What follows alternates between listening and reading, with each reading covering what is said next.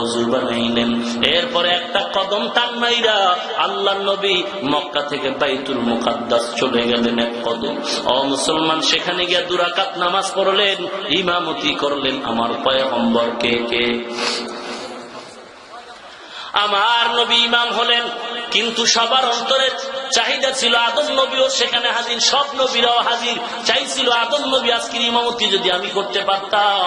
আল্লাহ বলেন, জিবরাইল যাও যাও, আমার নবী যেখানে হাজির থাকবে, উপস্থিত থাকবেন, নবীর সামনে অন্য কারো ইমামতি করা হারাম।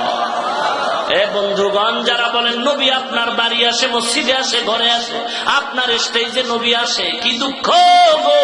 কেউ বা না জানি আবার চেয়ার রাখে, চেয়ারে এসে নবী বলবে, ওরে নবী যদি চেয়ারে বসা থাকে, আমি কি বসে থাকতে পারি চেয়ারে?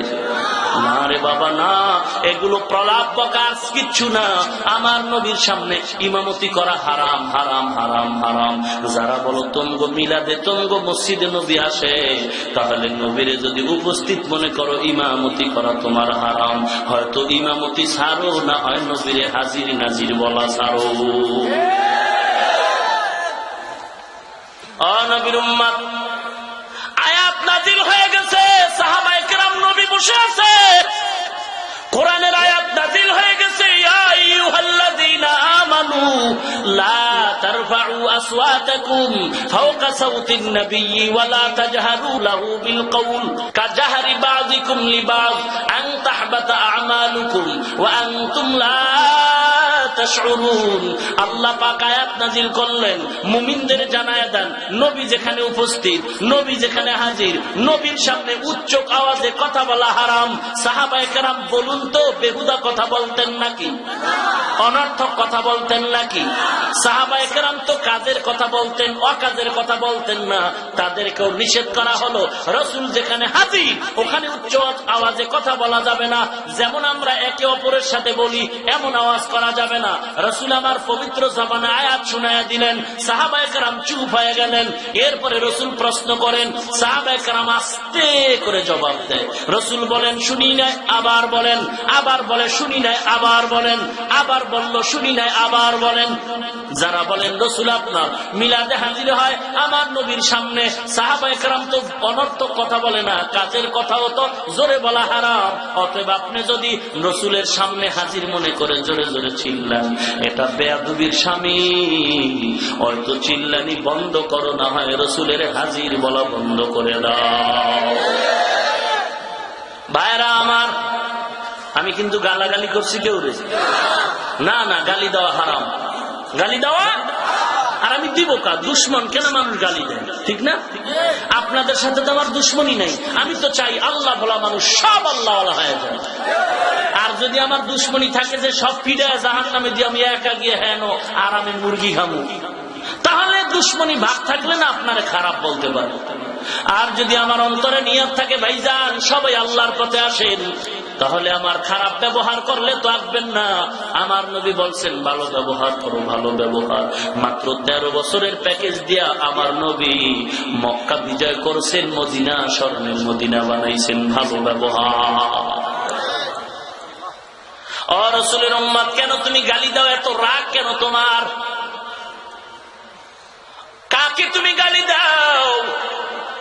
আল্লাহর নবীও তো নিষেধ করেছেন, বহু আলোচনা আপনাদের আগে পিছে শুনাইছি। অতএব কোনো গালাগালি নাই। ও মুসলমান, আমার নবী যদি সামনে আসে, তুমি যদি দাঁড়ায় যাও, আমার আল্লাহ তো সামনে হাজির নাকি হাজির না? কয়দিন থাকে? কথা বলেন। আল্লাহর সম্মান নবীর থেকে কম? নবীর যদি দাঁড়াইতে আইলে তো আল্লাহ তো সবসময় হাজির, সবসময় দাঁড়ায়। আল্লাহ আপনি দয়া করে আমাকে আগে হেদায়েত দান করেন, আপনাদেরকেও করেন, গোটা নবীর উম্মতদের হেদায়েত দান করেন, জবানকে হেফাজত করার তৌফিক দান করেন। কাউকে গালি দেওয়ার নিয়ত নাই, তারপর অজান্তে কোনো কথা যদি আমার বের হয়ে যায়, আল্লাহর ওয়াস্তে আমি ক্ষমা চেয়ে নিলাম। ভাইরা আমার, ও নবীর উম্মত, আল্লাহর আল্লাহর নবীকে বাইতুল মুকাদ্দাস থেকে উপরে নিয়ে গেলেন। প্রত্যেক আকাশে 2টা দরওয়াজা আছে। কয়টা দরওয়াজা? প্রত্যেকটা দরওয়াজার মধ্যে তালা লাগানো আছে, দারোয়ানও দাঁড়ানো আছে। দরজাগুলো স্বর্ণ, জমরদ, ইয়াকুত পাথর দ্বারা সাজানো। তালাগুলো নূরের তৈরি তালা। সব তালার চাবি হলো বিসমিল্লাহির রহমানির রহিম।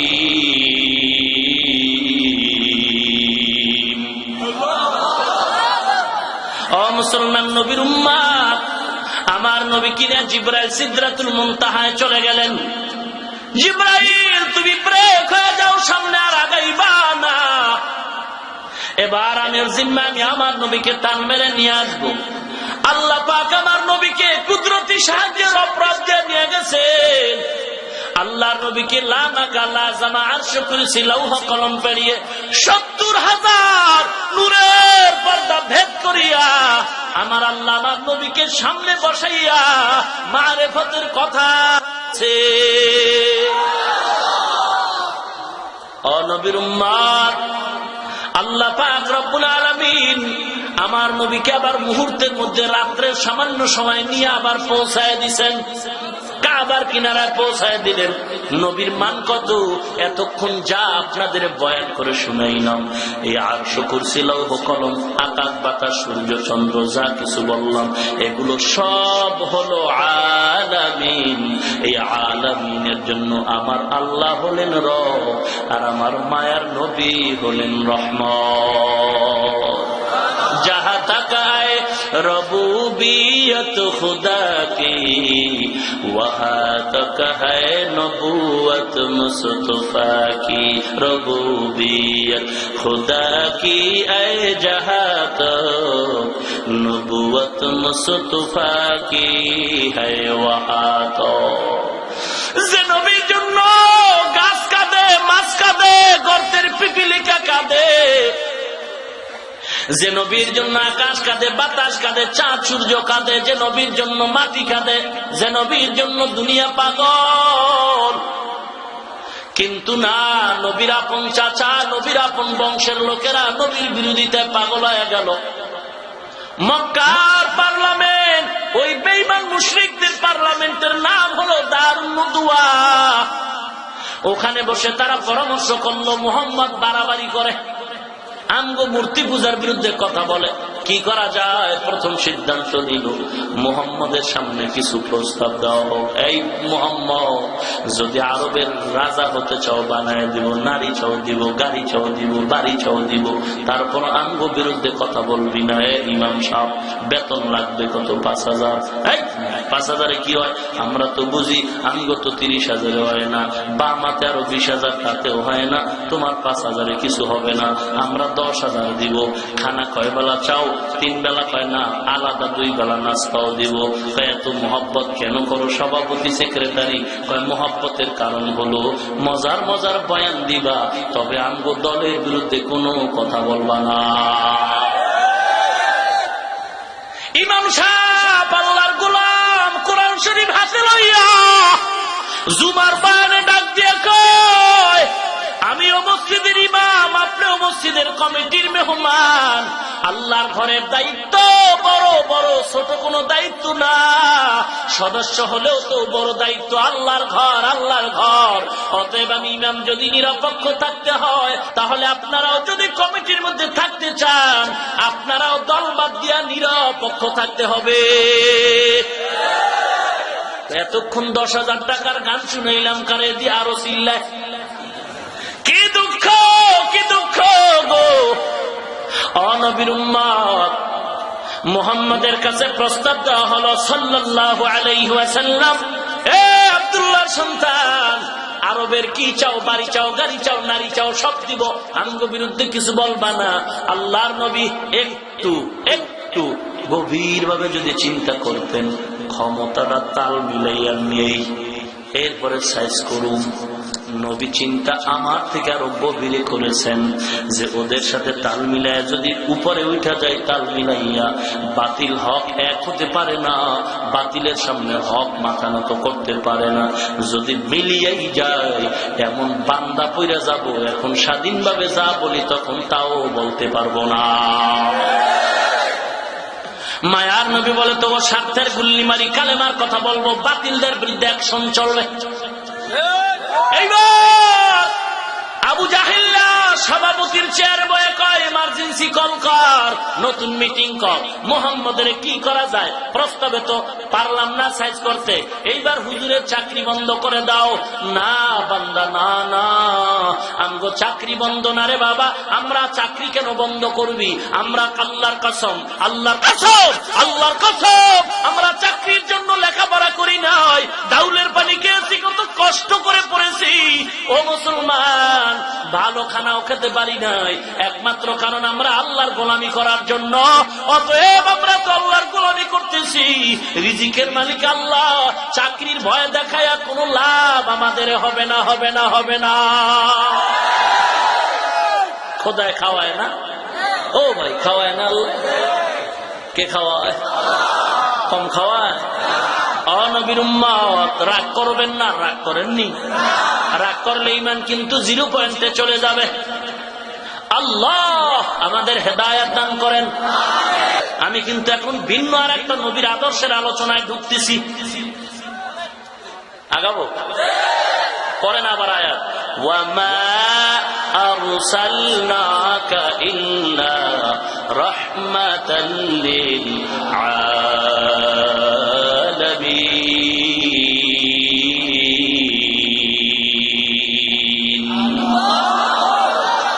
কি আমি একটু আগাবো না? আপনারা উঠে যাবেন না? আল্লাহ আমাদের সব ভাইকে কবুল করেন। আরো আস্তে করে বলেন আমিন। এই খেপাটা যদি আগে খেপতেন তাহলে এই দেশে আর কোন নাস্তিক থাকতো? হ্যাঁ, কি খেপেন? সময় মতো জিহাদ চাই, জিহাদ চাই, পুলিশ দেখলে আর নাই।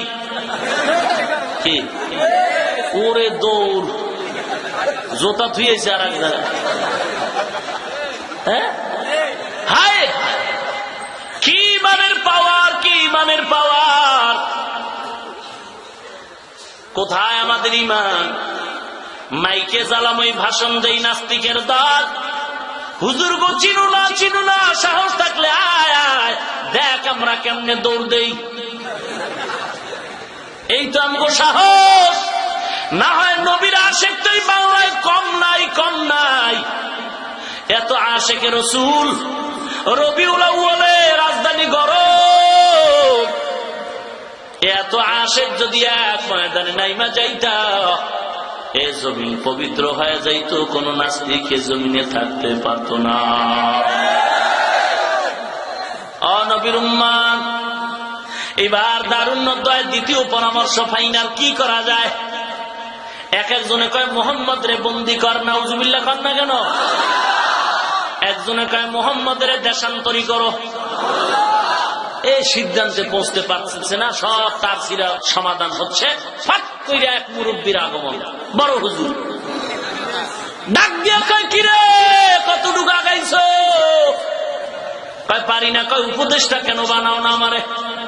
আমি তো দুনিয়ার মধ্যে যত আকাম কুকামের বুদ্ধি দেওয়ার আমি দিতে পারি, আর কেউ পারে না। আমি কিন্তু আকামের বুদ্ধি দেওয়ার হেডমাস্টার। যত আকাম কুকামের বুদ্ধি লাগবে মিস কল দিবি, টাকা লাগবে না, ব্যাক আমি কইরা কথা বলবো।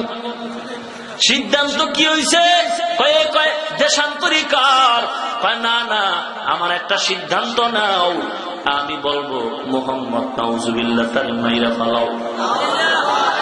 বাহ, বড় হুজুরের সিদ্ধান্তই তো দামি।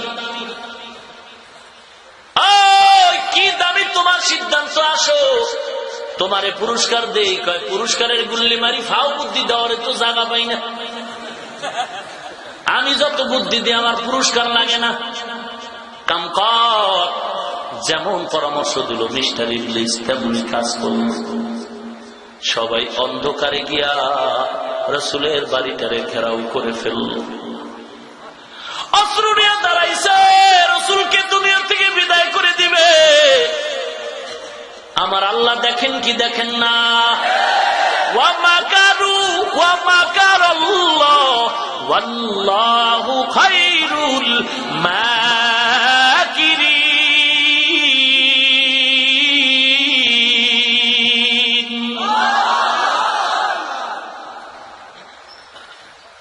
আল্লাহ জানায় দিছে, নবী গো রেডি হয়ে যাও, বেঈমানদের পরামর্শ চলতেছে তোমাকে মারবে,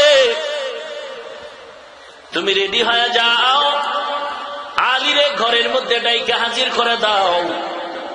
হযরত আলীকে ডাকলেন আমার নবী। মাঝখানে অনেক কথা আছে, সংক্ষেপে আগায়া যাই। হযরত আলীকে ডাকলেন। বাড়ির চতুর্পার্শ্বে বেঈমানরা ঘেরাও করে ফেললো। আমার নবী আলীকে বলে, আলী, আল্লাহর অর্ডার হয়ে গেছে, আমার কাছে মানুষের আমানত সব তোমার হাতে নিয়ে নাও, সব হাতে নাও। আগামীকাল বা 2-1 দিনের মধ্যে আমানত গুলো যথাযথ পাওনাদারের হাতে পৌঁছায় দিবে। আলী চিন্তা করলেন, নবীর আমানত এগুলো আগামীকাল বা 2 দিনের মধ্যে মানুষের হাতে দেওয়ার জন্য বলছেন। অতএব আমার কোনো টেনশন নাই, কোনো চিন্তা ডুকুরতি নাকটাই না ঘুমাই, আমি আজ মরব না। ওরা যতই চেষ্টা করে আমাকে মারতে পারবে না, কারণ নবী কইছে আগামীকাল আমার আমানত দেওয়া লাগবে, তবে আইজ মরব না, মরলে কাইল। কে বাঁচানের মালিক? কে সম্মানের মালিক? রাসূল এবার প্রস্তুত হয়ে গেছে। একটু আগেই তো ইশারা দিছিল, কয়েক বছর আগে, আবু বকর, কোন একদিন তুমি আমার হিজরতের সাথী হইবা। কিছু কিছু সাহাবায়ে কেরামদেরকে আল্লাহর নবী আগে পাঠায় মদিনায় যাও, কোন একদিন আমারও যাওয়া লাগবে, আস্তে আস্তে চলে যাও। এই মক্কার কাফের আমাদের উপর অত্যাচার করে, কত আর সহ্য করা যায়? আমার মা নাই, আমার বাবা নাই, আমি এতিম, আমার কেউ নাই, কেউ নাই। ফাসায়াকফিকাহুমুল্লাহ, আমার আল্লাহ আমার জন্য যথেষ্ট। আমার নবী এখন একা, গভীর রাত, অন্ধকার। এবার বেঈমানরা চতুর্পার্শ্বে বাড়িটা ঘেরাও করে ফেলেছে। আমার নবী এবার একা একা হয়ে গেল। আল্লাহ, আমি কেমনে বের হব? কয় পয়গম্বর, চিন্তা নাই, হাতের মধ্যে কিছু ধুলা নেন, আর আমি আপনাকে মন্ত্র শিখাই দেই, আয়াত ফিরে ফিরে দম দেন, আর এই ধুলাগুলো ওদের চোখে মারবেন, বাড়ির চতুর্পাশে ওদের চোখে লাগবে, ওরা চোখ ডলবে, মাঝখান দিয়া নিরাপদে আপনি বের হয়ে যাবে। পয়গম্বর ধুলা নিলেন। আল্লাহ বলেন, পয়গম্বর ধুলাগুলো মোবারক হাতে নিয়ে আপনি আয়াতগুলো পড়ে নিয়ে আসিন। ওয়াল কুরআনিল হাকীম ইন্নাকা লামিনাল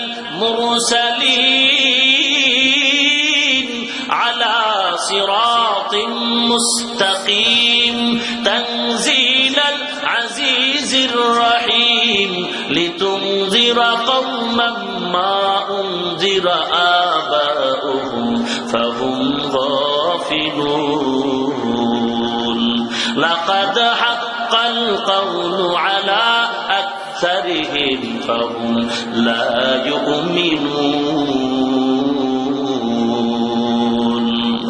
ইন্না জাআলনা ফি আ'নাকিহিম আগলালান ফাহিয়া ইলাল আযকানি ফাহুম মুতমাউন ওয়াজআলনা মিন বাইনি আইদিহিম সাদ্দান ওয়া মিন খালফিহিম সাদ্দান ফাআগশাইনাহুম ফাহুম লা ইউবসিরুন।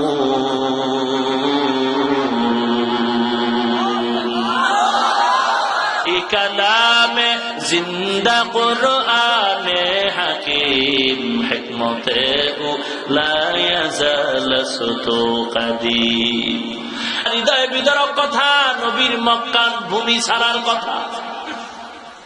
জন্মভূমির জন্য কত মায়া, অন্তরে কত মায়া। আমি সারা বাংলাদেশে বয়ান করতে যাই, ওই বাংলাদেশের শেষ প্রান্ত বর্ডার কক্সবাজার টেকনাফ। বয়ান করে যখন দোয়াটা করে বসি, দেখি কাতারে কাতারে বিডিআর আইসা সালাম দেয়, আর হাতটা ধরে চোখের পানি ছেড়ে কয়, হুজুর গো আপনি আমাদের দেশের, আমিও আপনার দেশের। হুজুর আপনার বয়ান শুনে কলিজা ঠান্ডা হয়ে গেছে। দোয়া করবেন, আমরা চাকরি করি, আল্লাহ যেন হেফাজত করেন। দেশি মানুষ পাইলে কত টান, কত টান। যারা হজে যান, দেশি মানুষ পাইলে হাজিরা কত, এলাকার সৌদি বিদেশিরা কত খুশি। নবীর উম্মত, আল্লাহর নবী মোবারক জবান দিয়া মোবারক দুলা হাতে নিয়ে যখন দম করলেন, পয়গম্বর দুলাগুলো চতুর্দিকে ছিটায় দিলেন। ওরা চোখের মধ্যে চোখ ডলে। আল্লাহর নবী নিরাপদে বের হয়ে গেছেন। ওরা টের পায় না আমার নবী বা দ্রুত কদম দিতেছেন, আগাইতেছে।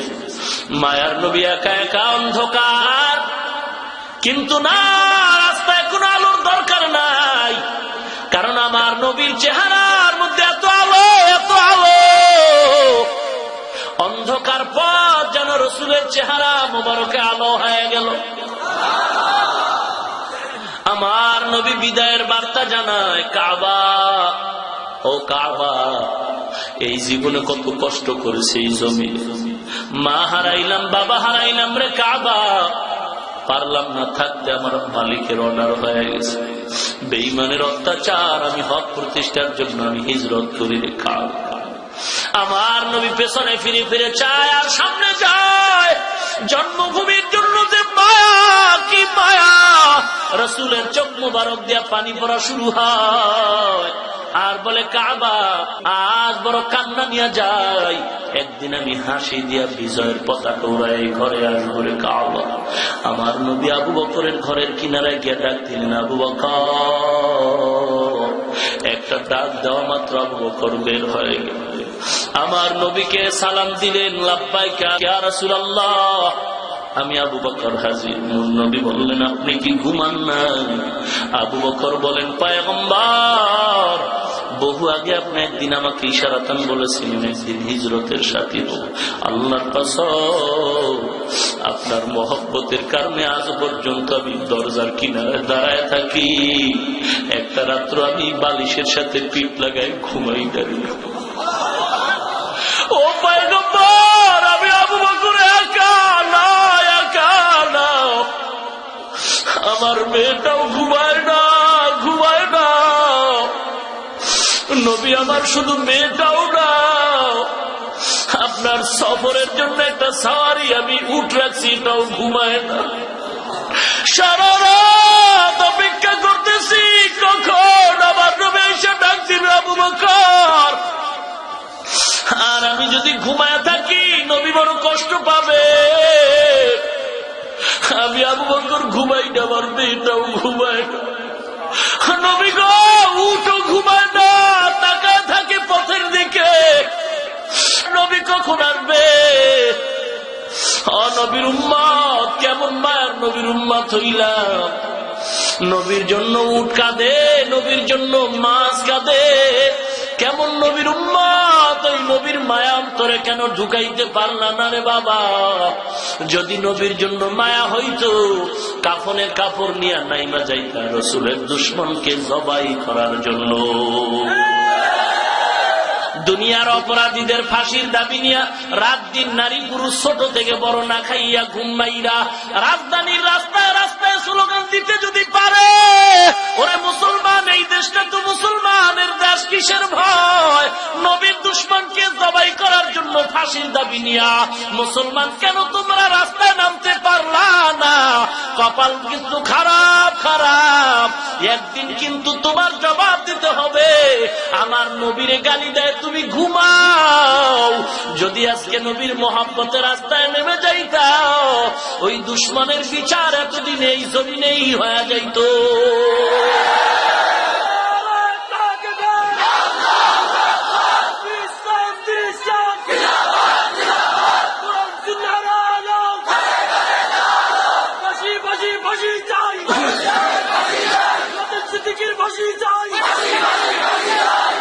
ভাইরা আমার, আপনারা পত্রিকায় হয়তো দেখছেন জামিনের এমন একটা আবদার চলতেছে। অমুসলমান, দেশ কিন্তু ঠান্ডা না, ঠান্ডা না। আমারে গালি দাও, সহ্য করব। আমার আব্বারে কিছু বলো, ধৈর্য ধারণ করব। এ বান্দা, মরণ তো একবার হবে, একবার হবে। সন্তান, মাকে সকাল 10টায় বলে, মা আমি একটু ফরিদগঞ্জ বা চাঁদপুর যাই, 2 ঘন্টা পরে আসবো, 1 ঘন্টার সময়। মোবাইল উঠছে, মা কানের মধ্যে লাগায় শুনে কান্নার আওয়াজ। ডাক দিয়া বলে, কে কাঁদতেছো, কি ব্যাপার? বলে, তোমার সন্তান সবে মাত্র সাদা কাপড়ের বাসিন্দা হয়ে গেছে। এলাকার মা বোনেরা, ও বৃদ্ধ বাবাজিরা, ও কলিজার টুকরা আমার যুবক ভাই, ঘুমানোর সময় নাই, ঘুমানোর সময় নাই। যদি ঘুমায় থাকো আরো কিন্তু বিপদ আসতেছে। অতএব এখন থেকে রেডি হও, রেডি হও, কাপড়ের কাপড় কিনে রেডি হও। আর মা বাবার সালাম দিয়া দাও, ও মা আমারে যদি দেখো আমি ঘুমের বিছানা নাই, আমারে খুঁজবা না, খুঁজবা না। কারণ আমার নবীর দুশ্মন একটু ঢুকছে, আবার বের হইতে চায়। আমরা মুসলমান এই জমিনে থাকবো, আর নাস্তিক আরাম করবে, হতে পারে না গো মা। আমি কাপড় কিনে রেডি হয়ে গেছি, যতক্ষণ পর্যন্ত নবীর দুশ্মন বেঈমানের বাচ্চাটারে জবাই করে কুকুরের নাস্তা বানাতে পারবো না, ততক্ষণ পর্যন্ত গো মা আমি নবীর আশিক তোমার দরজায় আসবো না, আসবো না, আসবো না।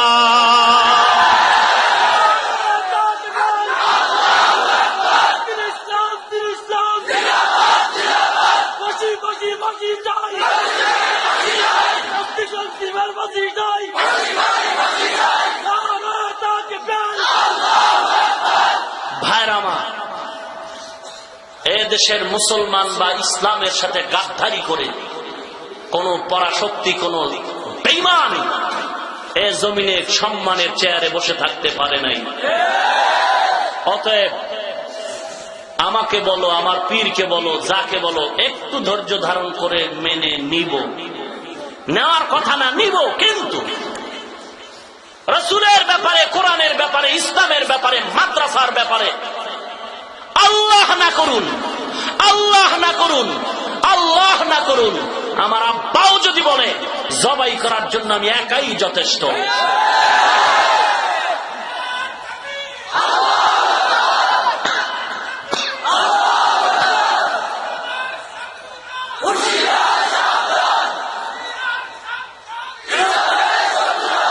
ভাইরা আমার, আবু বকর পয়গম্বরের দরবারে হাজির। বেঈমানরা পয়গম্বরের উপরে আক্রমণ করার জন্য পাগল। আবু বকরকে নিয়ে পয়গম্বর মদিনার দিকে রওনা হয়ে গেছেন। পয়গম্বর অন্ধকারে হাঁটতেছেন, আবু বকর ছাড়া কেউ নাই। এখন তো মক্কায় কি সুন্দর রাস্তা, পাথর মাইরা আমি হাইটা হাইটা হাইটা হাইটা রাস্তার ভিতর দিয়ে মক্কায়